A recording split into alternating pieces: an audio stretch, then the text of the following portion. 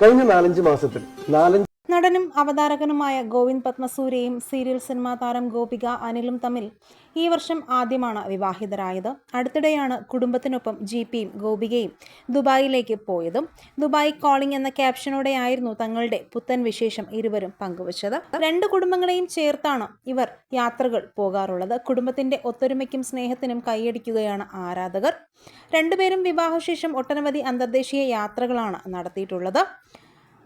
ഇരു കുടുംബങ്ങളും ചേർന്ന് നിന്നുള്ള ചിത്രങ്ങളും ജിപിയും ഗോപികയും പങ്കുവച്ചിട്ടുണ്ട്. ഏറ്റവും സന്തോഷകരമായ കാര്യം മറ്റൊന്നാണ്. വിവാഹത്തിന് പിന്നാലെ വരുന്ന ആഘോഷങ്ങളിലെല്ലാം ഇരു കുടുംബങ്ങളും ഒന്നിച്ചാണ്. വിഷു ആയിക്കോട്ടെ, ഓണം ആയിക്കോട്ടെ, എല്ലാ ആഘോഷങ്ങളും ഇരു കൂട്ടരും ഒരുമിച്ചായിരുന്നു.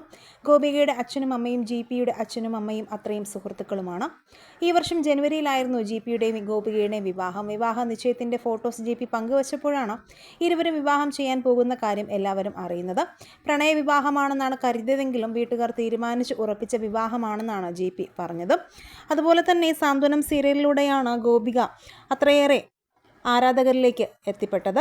ഇപ്പോഴിതാ ഗോപിക പ്രഗ്നൻ്റ് ആണ് എന്ന തരത്തിലുള്ള വാർത്തകളാണ് സോഷ്യൽ മീഡിയയിൽ നിറയുന്നത്.